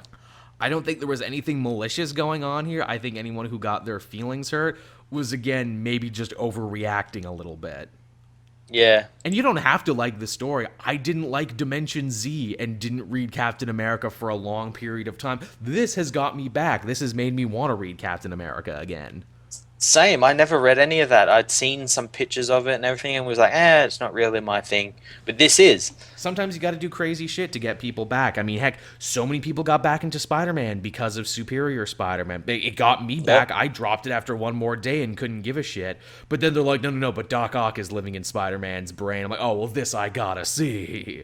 Yeah. And I did, and it got me back, and I'm back in now. Some interesting places they could go with this book for the future. It kind of is brilliant in the way that you realize with this issue that Nick Spencer has been telling one long Captain America story from his Sam Wilson run to Pleasant Hill to now this. Yeah, he's been building this up for a while now. Yeah, so you can't say this was slapped together or, oh, they're only doing this to, grab headlines or whatever. No, they've been planting the seeds of this for a while. In fact, because of this book, it made me want to go back and read all of Captain America Sam Wilson, which I had missed out on. I'm so glad I did because, A, that book is really cool. There's a whole bit with the Serpent Society that I thought was super funny and super great. But also, here's the thing. In the second issue of Sam Wilson, Captain America, they foreshadow what's happening with Captain America right now. Oh shit. They do. Go back and check out that one issue if you read nothing else from that run. There's a bit where these talking news heads are going on about Kobit because, they had just leaked the information about it. And the one news head is like, oh, could you imagine anything more terrifying than this? Someone could reach inside my mind and change things about me without me even knowing about it. Yeah. And that's exactly what happened with Captain America right now. He's still the same old Steve we've always known, just his worldview has been recolored by the fact that he's had fake memories put inside his head. Yeah. And I wonder moving forward how the story is going to evolve. Is he going to be a loyal Hydra agent through and through, or is Steve such an innately good guy? Will he begin to question his Hydra programming and want to do good anyway? Yeah, I don't know. I think he will fight against it. Like it'll be that whole thing where it's like America overcomes everything. And Yeah, that's the thing. Which people were so quick to say, this is the most unpatriotic story ever. And I'm like, he's going to win, right? yeah, he's not gonna lose. He's Captain fucking America. He always wins, right? And he'll probably give a speech about how we can do it, America can do it, because America can do anything. I don't like it when Captain America is critical of America. And I'm like, he's a walking flag, man. He's gonna have to comment on it at some point. These people completely forgetting. It's like, hey, remember when he was Nomad? Remember, when they killed him and all this other stuff. But that's Captain America. Like I said, I'm actually interested in this book now for the first time ever. And in a weird way, I'm actually kind of upset that they answered all the questions in the second issue, because I was really hoping the controversy of this would stick around for a bit and that would jack up views on my video. Yeah, I was hoping it was gonna stick around for a couple more months and just like rile people up even more with Cap going and doing Hydra things and everything like that. Only in like the second to last issue be like the big reveal. Mm-hmm. And if people are saying that's trollish of us to say, yes, it is. Yes. It's absolutely trollish, because, man, my first issue review of that, like, I knew I was going to cover it, but I didn't know how badly I wanted to cover it until the controversy. It got like 5,000 views in a day, which, nice. which for a single issue is pretty solid. This new one has like 2,000. It might hit 3 by the end of the week, but I'm like, man, that's less than the first one. That's good, but it could have been better, though. Well, my review for it's coming out later today. Nice. So what else did you have this week, Matt? I had Uncanny Inhumans issue 10 and 11. I fell behind, so I reviewed these two at the same time. Yeah. Issue 10 was really cool. It was a reader-centric storyline when his dog got possessed by the Capo. Oh, no. So he had to go look for it, and he ends up getting captured, and he actually ends up killing a bunch of people, and something Rita hasn't really done. So it was kind of like a big sort of shock moment in the comic. I like the Inhumans book, but I'm like letting a couple issues culminate and then going back and reading them. Yeah, well, you're going to want to read issue 11 because it's a Civil War tie-in. Oh boy, is it a Civil War tie-in. So in Civil War 2 how Tony sort of goes after Ulysses? I sure do. Yeah, well, Medusa doesn't take kindly to that. No, she doesn't. So she fucks up Tony Stark's life. She takes all of his money. Oh. She blows up all of his houses and cars. Oh, shit. She does like a bunch of like romantic scandals and stuff from him and everything. And this is all like while he's away doing stuff, so he's not like getting hurt or anything by this. Right.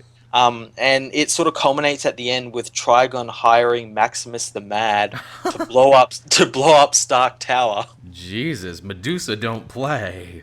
Yeah, but Medusa didn't know he was going to blow up Stark Tower. That's true. Even though, if you remember, Karnak wanted to like punch the whole building down in Civil War 2.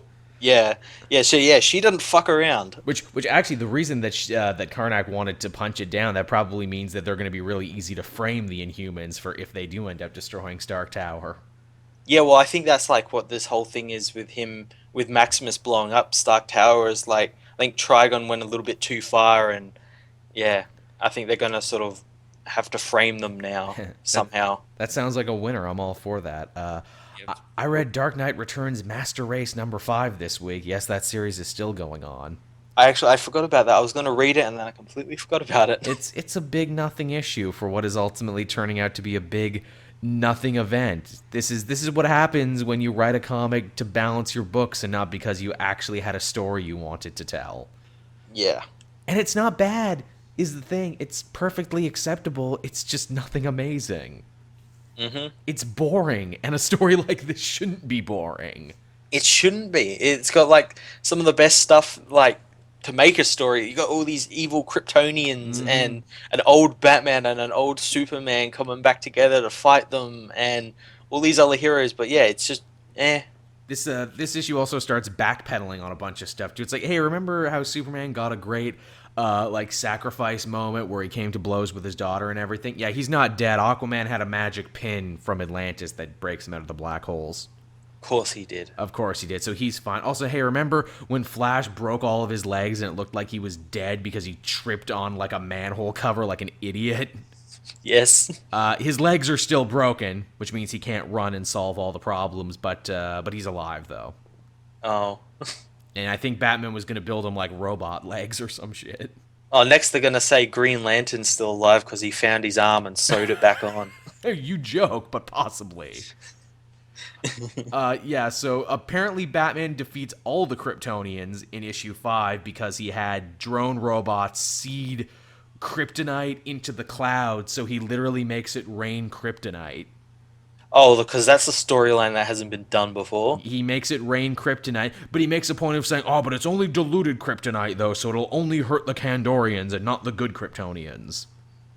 That's not how kryptonite works. It's not, but then also Superman shows up, and Superman is wearing a robot battle suit just like Batman's robot battle suit, only it's Superman themed.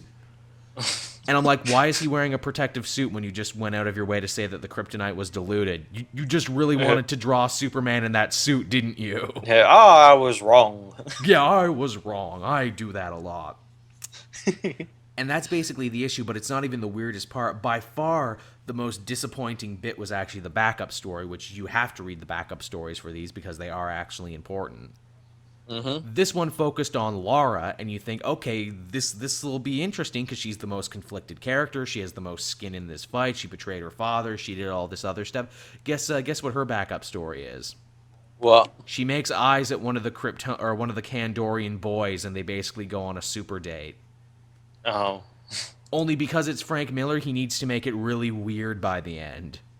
Oh, so like they go get hookers or something? No, they start fighting each other, but Lara's like, yeah, I like that. And then they start hitting each other and making out and hitting each other and making out. Oh, so she's into the spousal abuse. Yeah. And I'm just like, I don't think this is what Lara's into so much as this is what you, Frank Miller, are into. And her reasoning is like, yes, I'm an Amazon.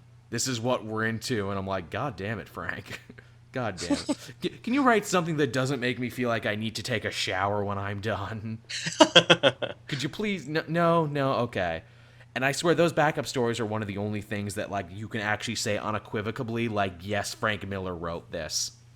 Because it's gross like what modern day Frank Miller writes. You can know it's him. It's got the grossness seal of approval. But yeah, that was Dark Knight Returns.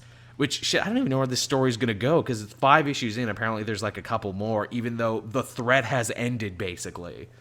Yeah, they'll figure out a reason for Superman to fight Batman again. Yeah, I mean, I guess in fairness, so was the original Dark Knight Returns, because once he defeats the mutant leader and everything, you would think the story was over, but it kept going anyway.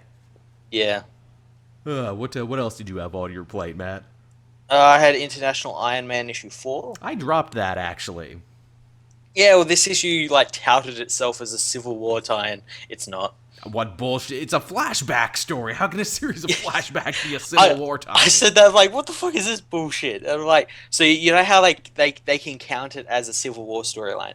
They can count it because at the start there's a flash forward to a week after the events of Civil War 1. Oh. And it's Tony just like, I want to find my real parents.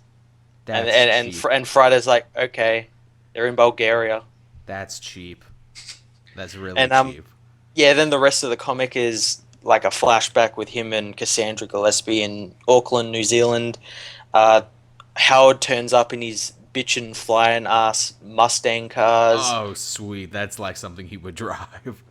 and then bunch of terrorists driving Spike Spiegel's ship from Cowboy Bebop. Oh shit, for Uh, real? yeah, they look exactly like him. Now I kind of want to read it. They kidnap Cassandra and everything, and yeah, that is pretty much it. I don't know where that series going, and if it is, it's kind of dragging its ass. Well, we're going to eventually find out who Tony's real parents are. And, like, I've seen websites saying, oh, it's Black Widow is his mother What? because she's old. Uh-huh. I'm like, okay, then. I mean, to me, they keep seeming to make the point that, like, maybe Cassandra is like his sister or his half-sister, possibly.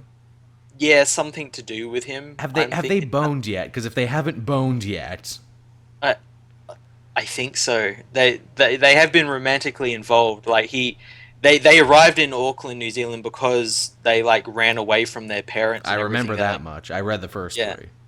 Yeah. Because here's the thing: if they don't bone, if they don't consummate, then yes, they might be related. But if not, then it's fine. Because I mean, come on, even Luke Skywalker kissed his own sister, so there you go. I mean, well, technically Leia kissed him to make Han jealous, but whatever. Let's not open up that old topic. Let's not talk about potential incest in the Skywalker family. I had Spider-Man number 5 this week. This was kind of like an uneventful little 2-issue done story from Bendis. You know, Spider-Man fought Black Cat and Hammerhead, which was interesting to see him going up against some traditional Peter Parker foes. Kind of like him fighting street crime is the thing. Oh, okay. Yeah, he battled the street crime. The interesting thing, though, is, you know, because he was dodging calls from his mother, and particularly his crazy grandma, who's like, oh, he's not answering his phone, he's on the drugs. All the kids today are on the drugs.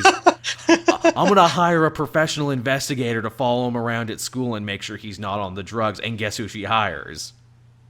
Jessica Jones? Yeah, she hires Alias Investigations, where I'm like, wow, really? That's who you hire?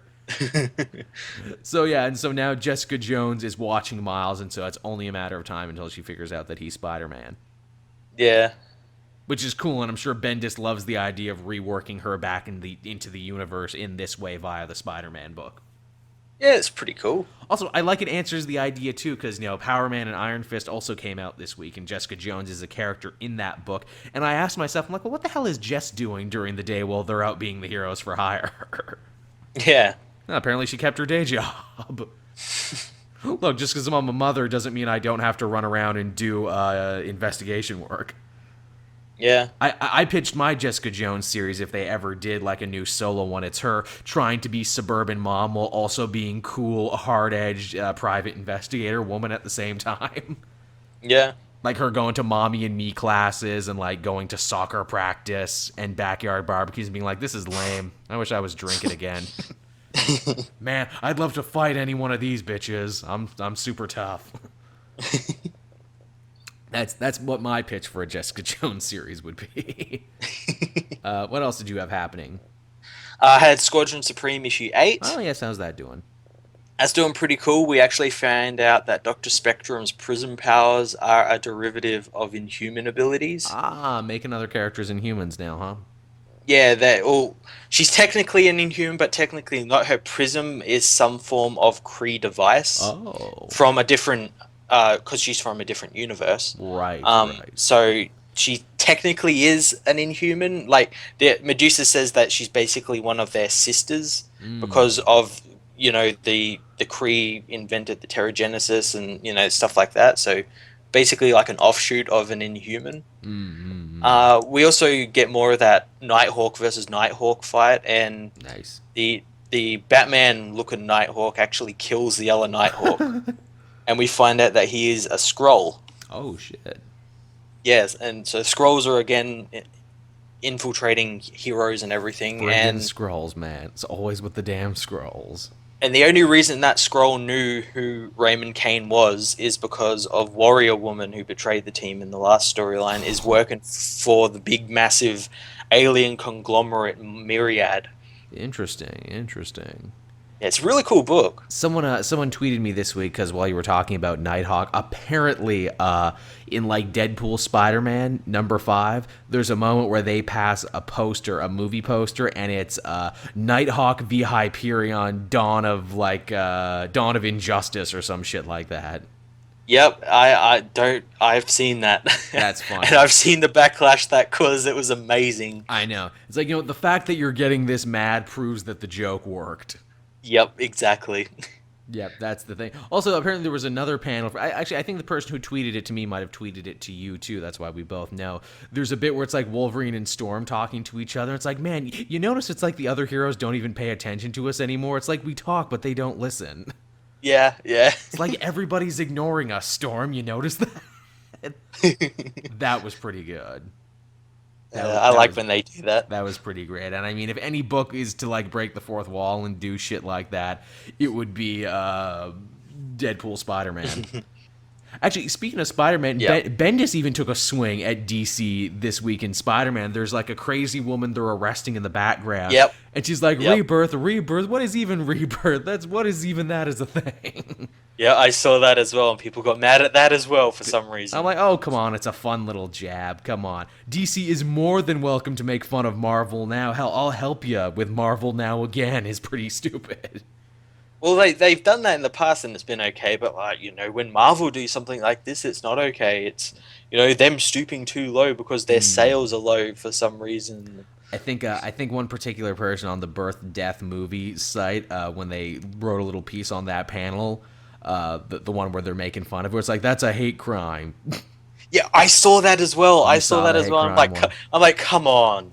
If you're getting this mad about, a panel in a comic, Maybe reevaluate. How things. sad is your life? Maybe reevaluate. Also, keep in mind, hey, all the comics writers, they're friends, is the thing. Yeah. The big companies, they might play up the idea that they're at each other's throats, but in reality, they all work for each other. They trade presidents all the time. Writers go back and forth between companies nonstop. Yep. They're all on really good terms with each other, and if one does good, it actually helps out the other. Mm-hmm. If only, certain fans, I'm not saying all fans, I'm not going to paint all fans with the same brush. If only certain fans could figure that out. Yeah. Yeah.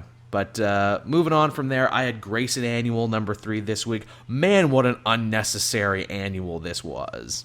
Yeah, you were saying that before you read it, that it was going to be really unnecessary. I was correct. It was incredibly unnecessary is what it was. Basically, the deal is 5 fan-favorite popular DC characters get brought together in a dingy motel. Constantine, Harley Quinn, of course, Baz the Green Lantern, and Azrael. And they're like, oh, we've been called here today by Jim Corrigan because we're finally going to get to the bottom of who Agent 37 of Spiral is. Oh, really? Wait, so when does this take place? Because Azrael's still in hospital, but Baz is dealing with that Red Lantern stuff, and isn't Jim Corrigan dead? I'm glad you asked that question, Matt, because here's the thing. When you open up the comic, they say that. They're like, oh, when does this comic take place? We don't know. Just enjoy the story. That's great. They literally open up and say, don't try and make this story make sense, because it won't. Okay. And the big reveal is, it wasn't actually Jim Corrigan. Oh, really? Who was it? It was Dick Grayson pretending to be Jim Corrigan to get all these people in the same room who would be smart enough to figure out that he was an agent of Spiral so he can wipe their minds again. Oh, God damn it. Which in and of itself, I'm like, that's actually kind of horrible, and you gloss over it that he, erased their memories and everything. There was another instance in DC history when heroes willy-nilly deleted other people's memories. If I remember, it didn't go so well. No, and it was a Bat Family member who had their memory erased. It's a little fucked up, huh, there, Dick? And they play it off like a joke, like, whackity schmackity Dick, isn't he so adorable? I'm like, not in this instance, he's not. Also, too, the funny thing is, like, it's an anthology story. It's an annual that's built up with everyone telling their story of when they ran into Dick Grayson. And pretty much all of the stories, it's like, yep, he was my friend and I won his respect and he was a good dude. And how does he repay them at the end? Wiping their minds. It's like, dude, Azrael wouldn't rat on you. He's basically in the Bat family now. Constantine wouldn't have ratted on you. He's basically in the Bat family. Baz wouldn't have ratted on you. He's a member of the goddamn Justice League now. The only one you had to maybe have worried about was Harley Quinn. But then you know what? Yeah. She's crazy. So you could turn around and say, don't listen to her. She's crazy. Yeah, exactly. And she's kind of turned over a new leaf.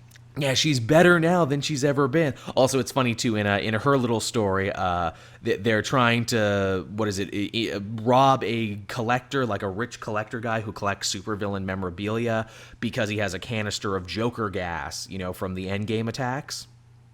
Dick wants to get rid of it because it's too dangerous. Harley wants to get rid of it too because she's like, no, this is too dangerous for anyone to have. And in the end, she ends up snagging it because she sneaks a little kiss off Dick Grayson. I'm like, ooh, you kissed Batman in your Valentine's Day issue, and now you've kissed Dick Grayson. Man, you're just making the rounds on everybody, aren't you? Yeah, she's collecting. Yeah, watch out, Superman. Actually, apparently they're going to be working on a new Superman Harley Quinn crossover that's going to pay homage to the classic Superman versus Ali comic. I did. I saw the cover for that. I'm like, that's ridiculous, but then I'm like, you know what? A story like this should be ridiculous because Superman versus Ali was also ridiculous. Yep. I'm glad you're keeping up the grand tradition of ridiculousness. But yeah, Grayson Annual, you can skip this one. You know, it doesn't even have the added benefit of at the end where it's like, oh, well, does he put the Nightwing costume on at least at the end? Nope. They never even allude to Nightwing the whole time. Oh. So yeah, that one was really unnecessary. It's not bad, much like Dark Knight Returns 3, but don't waste your money on it. It is completely a not required piece of reading. Yeah, okay then. Do you have anything else? I had Scarlet Witch issue 7. Oh yeah, how's that going? It still continues to be a really cool book. This time she heads over to China, into Hong Kong, Ni hao ma. and helps a woman there deal with something called the Dark Tongi.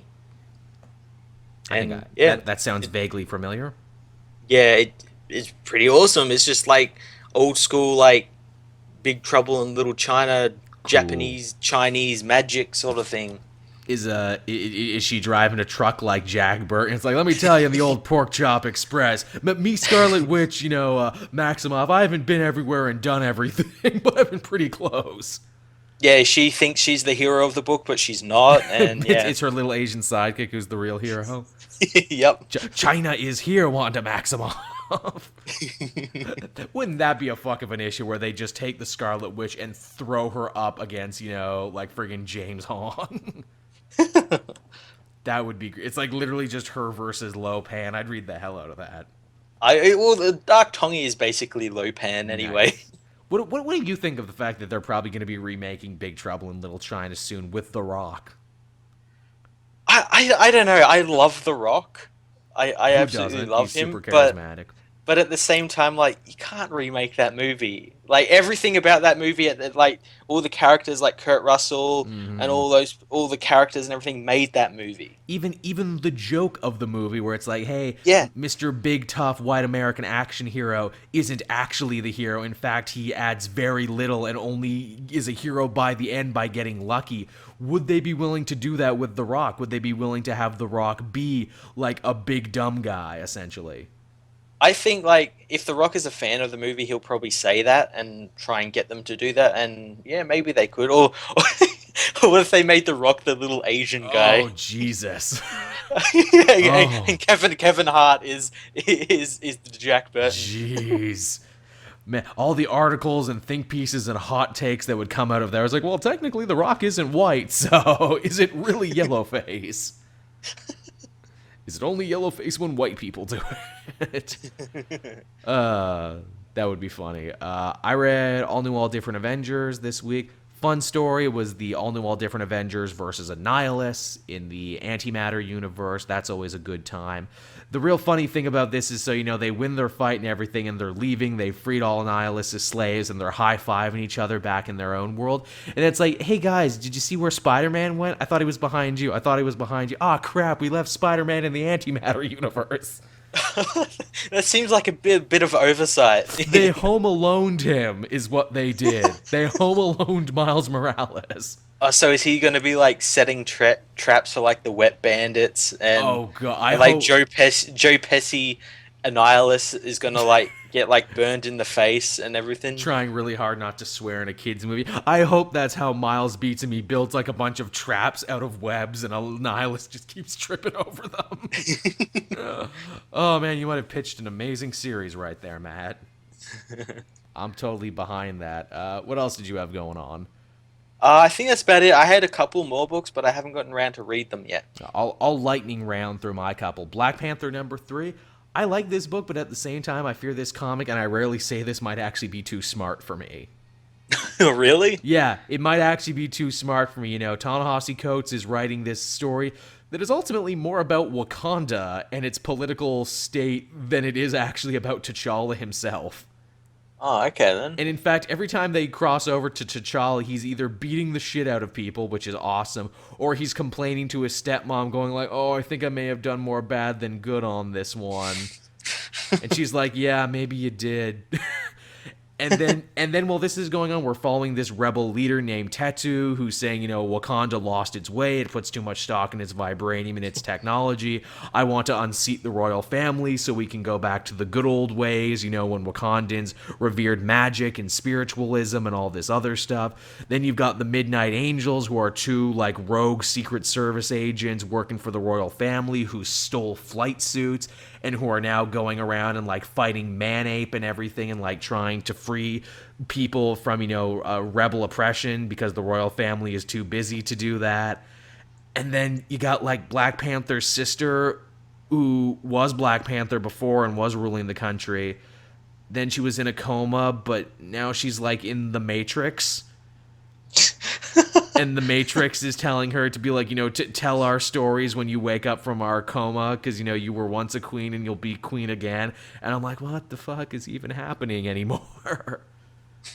There's a lot going on in this Black Panther book. And, like, on one hand, I should be happy that it's not just, you know, like, poor man's Batman in Africa. But at the same time, it's like, Black Panther isn't even, like, a secondary character. He's, like, a third-tier character in the comic that bears his name.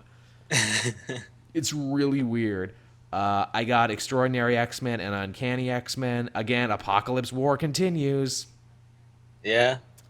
These were better than the previous issues, but I still wouldn't call them good.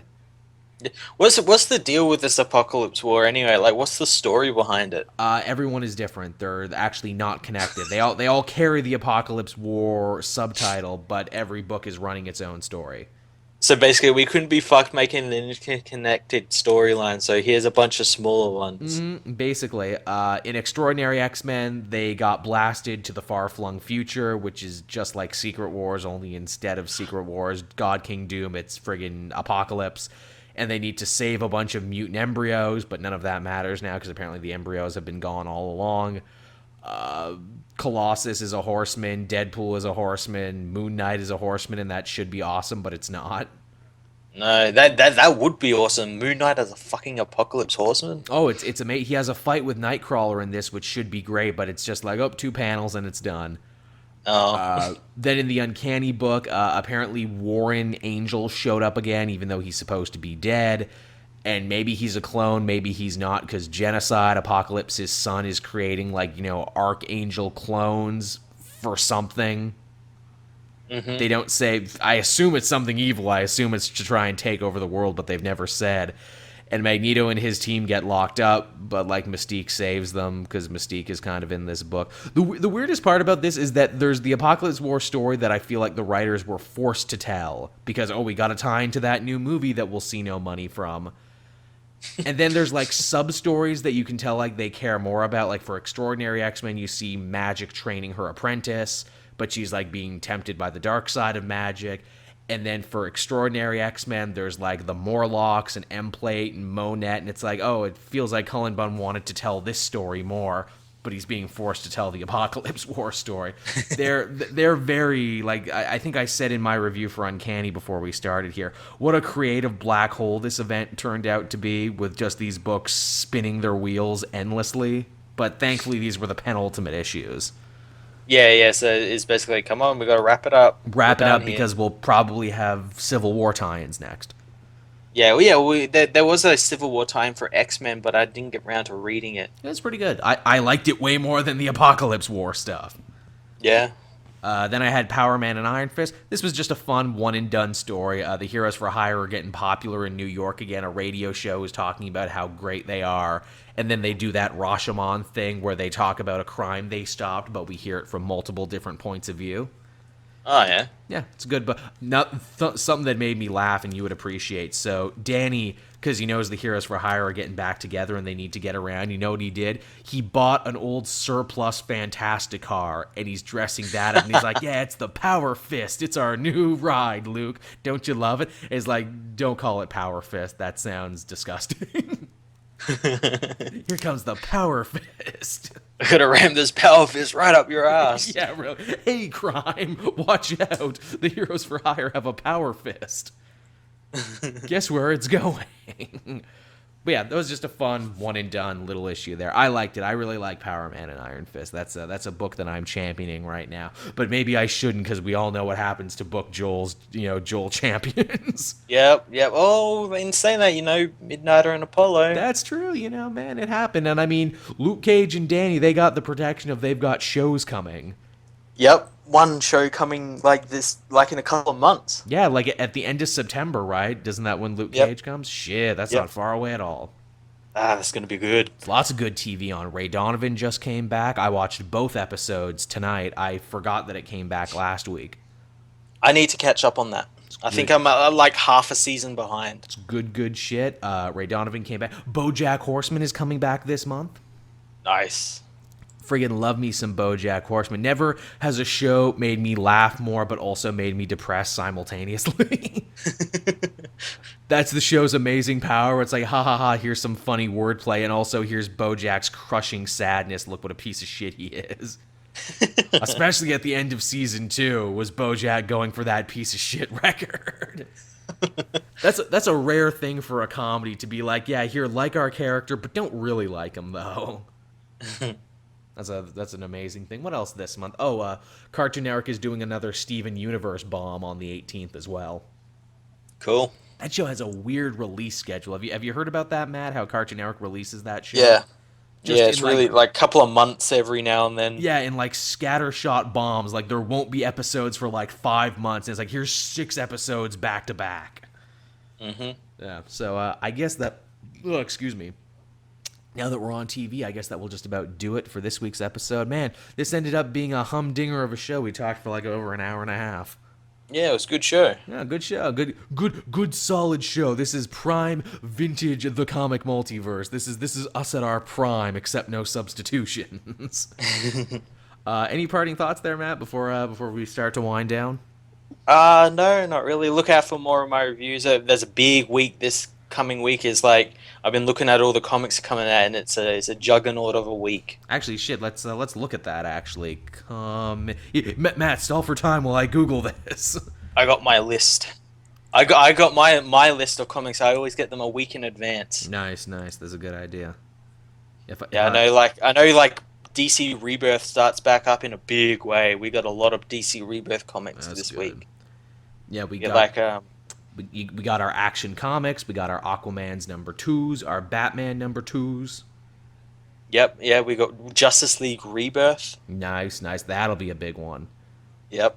We got, oh god, Flintstones #1 comes out this week. I kind of want to look at that. What the hell is that about? I'm intrigued, but also I'm like, I don't know. I'm reading Future Quest, so. Well, at least you enjoy one. We got Green Lanterns #2, which I'm happy. Or no, that's a reprinting. Sorry. Is it? I don't know if it is or if it is. I guess we'll figure it out. I don't think it is, because I think the issue we read like a while back, because remember they did that weird thing where they had the Rebirth issue and then it went back to like issue 1. That's really right. Yeah, that is what that one is. Then we also got what is it? We got Superman as well. So we got Superman #2. Yep. Got that Superman. Man, Superman has been great, hasn't it? Oh, it's been so good. This is the best time to hop into Superman, everyone, in case you've been wondering. This is a good time. It is. Then over on the Marvel side of things, we got Amazing Spider-Man #15. Ooh, Civil War Kingpin #1. I'm all about that. Yeah, that looks pretty cool. And I got Punisher issue 3. Yep, Civil War X-Men #2. Yep. Invincible Iron Man #11. That's got to be a tie-in, right? I'd imagine so. Han Solo number 2 and Poe Dameron number 4 dropping on the same day. Looks really cool. And Vote Loki number 2. I don't know if I'm going to keep up with Vote Loki or not. It's a cute idea, but it's one of those things where it's like, I wonder if it'll keep up this, keep this up going forward. I wonder, because they're so obviously making Loki like a Trump analog, I wonder if Trump wins, if they'll actually make Loki president of the United States in the Marvel Universe. Maybe. That would be fucking weird, but also kind of a cool idea. Yeah. Where they're like, hey, deal with this, everybody. Fucking deal with President Loki. The first Asgardian shape-changing president. My first order of business is mischief. At that point, if he did win and did become president, would they have to change the title of the book from Vote Loki to President Loki? I think so. That's almost a better title, President Loki. Hail to the chief, the mischief. Ho, ho, ho. Oh no. You can have that one, Marvel. That joke is free. The next one will cost you. They're like, I think we're good, Joel. I think we're good. And on that horrible pun, I will thank you for listening to the show. I don't know why after that horrible pun. Thank you for listening. I hope you enjoyed it. Have a good Wednesday when this one comes out. Also, go subscribe to Matt if you haven't. Go watch Required Reading if you haven't. I'm really proud of how that show turned out, and I want to turn that into a regular thing when I can, if I can. Go support us on the Patreon if you can. We really appreciate it. Be sure to follow us on Facebook and Twitter and social media and all that other good stuff. And I guess that will just about do it for us, and we'll see you next week, everybody. See ya. Bye-bye.